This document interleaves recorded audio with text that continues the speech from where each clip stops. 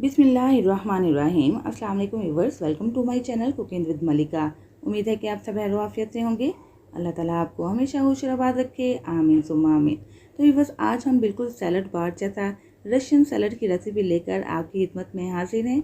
बहुत ही लजीज, बहुत ही कम मेहनत में और बहुत ही कम कॉस्ट में तैयार हो जाने वाला मज़ेदार सा रशियन सैलड हमने कैसे तैयार किया, चलिए देख लेते हैं। इसके लिए हमने कुछ फ्रूट्स रख लिए हैं, जिसमें केला है, सेब है, पाइनएप्पल है, अनार है और कुछ ड्राई फ्रूट्स हैं।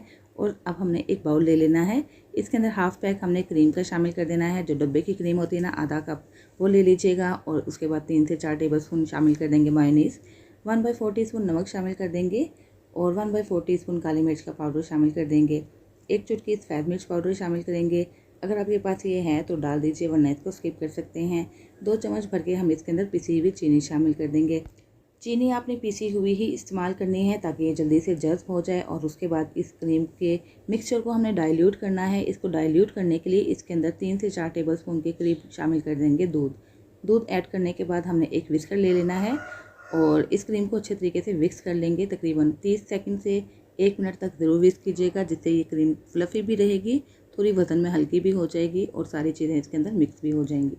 अब हम इसके अंदर कुछ फ्रूट्स शामिल करेंगे। आधा कप मैंने ले लिया है पाइनएप्पल का। ये वही टिन पैक पाइनएप्पल है जिसका पानी अलग कर लिया है। और पाइनएप्पल को आपने छोटे छोटे क्यूब्स में कट कर लेना है। उसके बाद अंगूर धो के शामिल कर देंगे। उबली हुई गाजर शामिल करेंगे। इसको हमने तकरीबन 2 मिनट के लिए उबाल लिया था। गाजर को भी और मटर को भी 2 टेबल स्पून के करीब हमने उबले हुए मटर शामिल कर देने हैं। और ये आलू जो उसको हमने क्यूब्स की शक्ल में कट किया है, इसी तरह क्यूब्स की शक्ल में कट करने के बाद इसको बॉयल कीजिएगा। और ये हमने फुल पकाने हैं, यानी कि मुकम्मल तौर पर आलूओं को गला लेना है। आलू भी हमने 1 कप के करीब इसके अंदर शामिल कर दिए हैं। अब हमने काला अंगूर ले लिया है। ये थोड़ा साइज़ में बड़ा है, इसलिए इसको आप सेंटर में हाफ़ कट करके इसके अंदर शामिल कर दीजिएगा। और अब इसके अंदर कुछ ड्राई फ्रूट्स भी शामिल करेंगे, जैसे कि मेरे पास है किशमिश। इसको अच्छे तरीके से धो लिया है।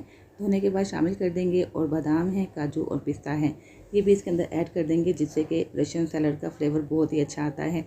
और उसके बाद आखिर में हमने शामिल करना है केला और सेब, क्योंकि केला भी जल्दी काला हो जाता है और सेब भी इसलिए आपने बिल्कुल फ्रेश काट के ही इसके अंदर ऐड करना है, ताकि ये रशियन सैलड खाने में तो लजीज लगे ही, देखने में भी खुशनुमा लगे। तो 1 अदद केला हमने कट करके इसके अंदर शामिल कर दिया है। इसी तरह एक सेब ले लेंगे, इसको भी हमने क्यूब्स की शक्ल में कट करके इसके अंदर ऐड कर देना है। मैंने इसके छिलके नहीं उतारे हैं, अगर आप चाहें तो इसके छिलके उतार के भी इस सेब को यूज़ कर सकते हैं। और बस ये फ्रूट्स हमारे मुकम्मल हो चुके हैं। अब हमने क्या करना है, इसको अच्छे तरीके से मिक्स करना है। तो है ना, बस कितनी सिंपल और आसान सी रेसिपी आपको इंशाल्लाह बेहद पसंद आने वाली है। इन ट्रिक्स एंड टिप्स के साथ आपने भी ये रशियन सैलड ज़रूर तैयार करना है और मुझे फीडबैक भी दीजिएगा। और अगर आपको मेरी ये रेसिपी अच्छी लगे तो प्लीज़ वीडियो को लाइक और शेयर करना मत भूलिएगा। चैनल पर नए हैं तो प्लीज़ चैनल सब्सक्राइब किए बिना मत जाइएगा। साथ ही बेल आइकन प्रेस कर दीजिएगा, ताकि हर नई आने वाली वीडियो की नोटिफिकेशन आप तक फ़ौरन से पहुँच सके, मेरी कोई भी वीडियो आपसे मिस ना हो। तो अब मज़ेदार से रशियन सैलड को डिश आउट करते हैं। ये देखिए कितना यम्मी, कितना मज़े का लग रहा है।